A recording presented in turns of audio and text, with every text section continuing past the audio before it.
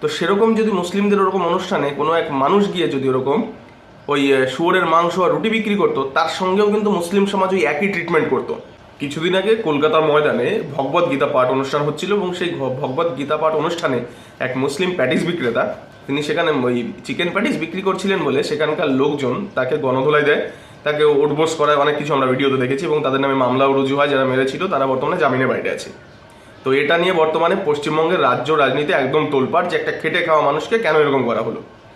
এই সেম একই কাজ কিন্তু যদি কোনো হিন্দু মানুষ, তা কোনো এক মুসলিমদের অনুষ্ঠান চলছে যেখানে মুসলিমদের জলসা হচ্ছে বা কোরআন পাঠ হচ্ছে বা নামাজ পাঠ হচ্ছে, সেখানে যদি ওই রাস্তাঘাটে আমরা যেরকম দেখি না, একটা ছোট টেবিল পেতে নেয়, তার উপরে শুয়োরের মাংস আর রুটি রেখে বিক্রি করে কোনো এক খেটে খাওয়া মানুষ, তো সেরকম যদি মুসলিমদের ওরকম অনুষ্ঠানে কোনো এক মানুষ গিয়ে যদি ওরকম ওই শুয়োরের মাংস আর রুটি বিক্রি করতো, তার সঙ্গেও কিন্তু মুসলিম সমাজ ওই একই ট্রিটমেন্ট করতো।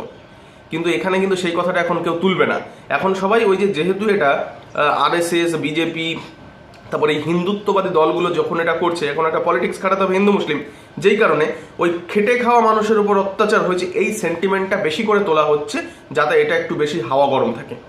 এটা কিন্তু একটা কমন সেন্সেরও ব্যাপার, যে হিন্দুদের কাছে ভগবত গীতা হচ্ছে একটা পবিত্র গ্রন্থ, আর যেখানে পবিত্র গ্রন্থ পাঠ হচ্ছে সেখানে একটা কমন সেন্সের বিষয় যে আপনি সেখানে আমিষ খাবার নিয়ে গিয়ে বিক্রি করবেনই বা কেন? কেন কেউ জানে না যে হিন্দুরা যখন পূজা অর্চনা করে তখন তারা একদম সম্পূর্ণ নিরামিষ থাকেন, এবং অনেক সময় দেখা যায় তারা উপোস থেকেও পূজা অর্চনা করেন। তো এটা তো একদম কমন সেন্সের জিনিস, এটা তো আপনার বোঝা উচিত ছিল। এটা বোঝার জন্য কোনো ওই খেটে খাওয়া মানুষের শিক্ষিত হওয়ার প্রয়োজন হয় না। এটা অশিক্ষিত মানুষরাও জানেন যে হিন্দুরা পূজা অর্চনার সময় কি কি করে থাকেন। তো আমি বলি রাজনৈতিক খেলাটা একটু বন্ধ করা উচিত, বিশেষ করে ধর্ম নিয়ে।